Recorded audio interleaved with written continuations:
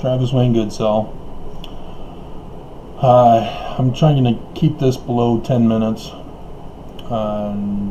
knowing that this is very likely to be the last 24 hours, less than 24 hours, to communicate with anybody. I thought I'd give parting words. Joseph Smith history. In verse 27, I guess we can do 27. I continued to pursue my common vocations in life until the 21st of September 1823, all the time suffering severe persecution at the hands of all classes of men, both religious and irreligious, because I continued to affirm that I had seen a vision. And in my particular case, it's because I had learned scientifically through my educational pursuits that Joseph Smith is an actual translator, not of the Book of Mormon, but of the Hebrew text of the Bible from this King Follett Discourse and from the Book of Abraham. I saw Disney's Mayan series, Disney Plus's Mayan series, which reminded me, oh yeah, that's also helped contribute to deciphering Egyptian petroglyphs, which helped confirm Joseph Smith's translation abilities. And so why Egyptologists haven't figured that same process out, because in Mayan script it's got all of those head creatures with weird shapes and such, and it's used as text, but it's also combined into petroglyphs. And Mayanologists, is that the word? They know that the petroglyphs also need to be translated and can be translated.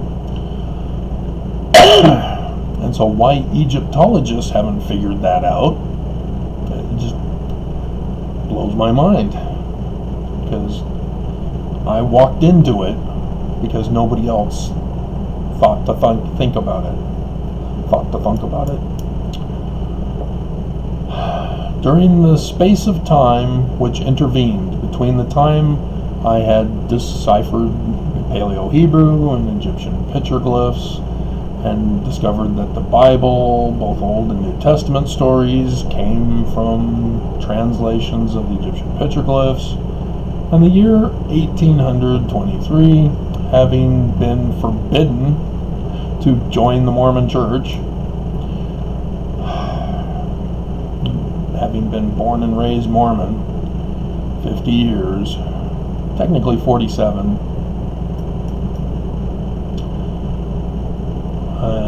and being very tender years now, 47's not tender,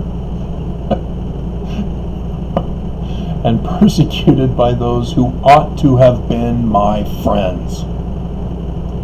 Remember, Joseph Smith adds to Zechariah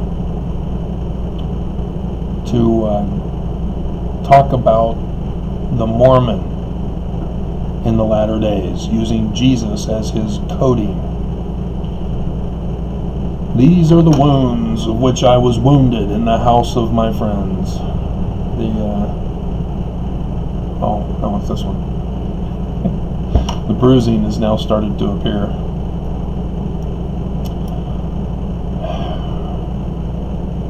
Persecuted by those who ought to have been my friends, and to have treated me kindly. I'm Mormon, born and raised. And if they supposed me to be deluded, mentally ill, to have endeavored in a proper and affectionate manner to have reclaimed me, I'm on the verge of being kicked to the streets, being kicked out of Utah by those who ought to have been my friends and to have treated me kindly, and supposing me deluded, should have endeavored in a proper and affectionate manner to have reclaimed me. And I'm being kicked to the streets. And for what? What is my crime? What is my sin? I confirmed Joseph was an actual translator. And for that, they are kicking me out of Utah. They are sentencing me to death, banishment.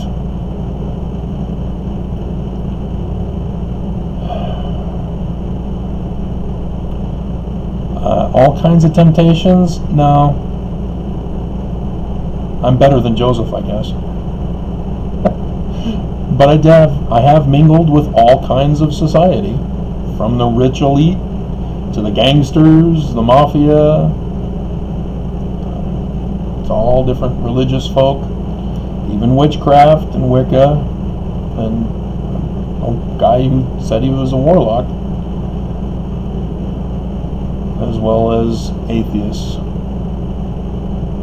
All kinds of society.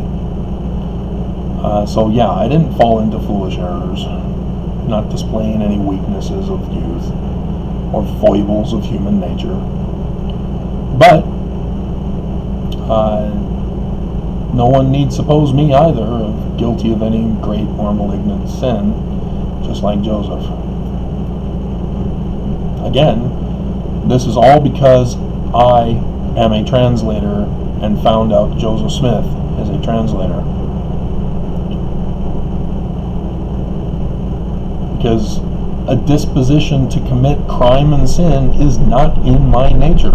It never has been. My dad testified in 2008 that I always resort to violence to settle things.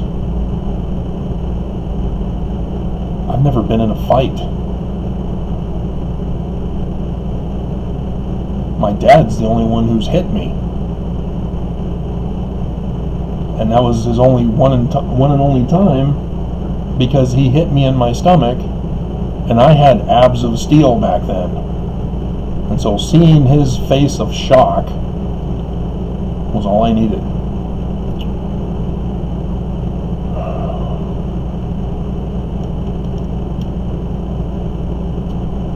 So levity? Nah. I got British humor.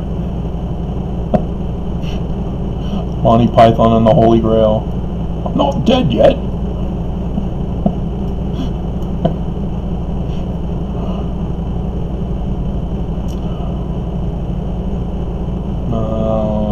Cheery temperament.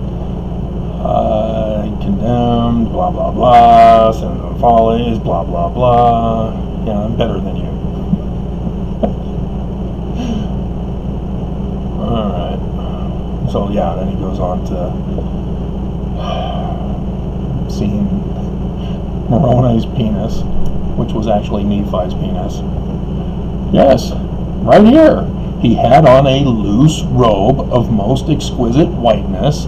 It was a whiteness beyond anything earthly I had ever seen, nor do I believe that any earthly thing could be made to appear so exceedingly white and brilliant.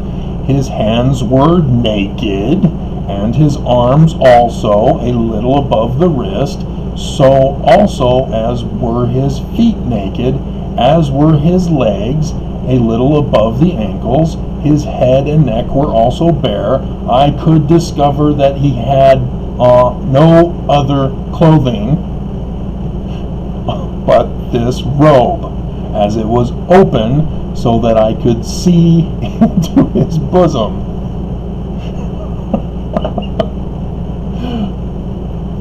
I tried convincing Karen, my second ex, as I had to say goodbye to her a second time this evening. And so I'm sure tomorrow morning when I check my emails, she's going to be freaked out and a whole bunch of emails will be there. I don't know if I'll be getting to any of that. I don't know if I'll be doing videos. I'll be checking the docket first thing. Nothing from the church. but I'm not expecting anything. I'm expecting Judge Waddups to defend the church by ignoring me and allowing me to be evicted so that he can claim the case closed because I'm no longer around. I saw that episode of Rizzoli and Isles concerning the RICO case against Maura, the medical examiner, her father, who's a crime boss. They got him for RICO violations. And so they were discussing the RICO Act and how they can justify taking down Daddy by the actions of those underneath him. And that's this case that I filed against the church. But the church also got caught with financial payments and then got caught trying to cover it up. And so my being evicted, as the federal judge knows of this, knows the defense counsel were in default filing their response, as the judge has seen the evidence of death threats against me, including this eviction. And for him to just be silent and let me be removed from the state of Utah, that involves an evil beyond evil.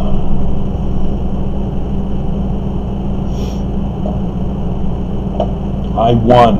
I beat the Church of Jesus Christ of Latter-day Saints.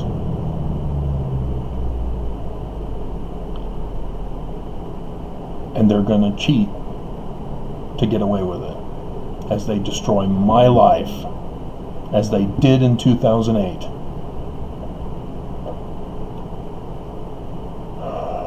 They cannot win by being honest. That is the lesson. So all of you out there, the church can only win by cheating. They are not the true church. They assassinated Joseph Smith, the founder. So that's it.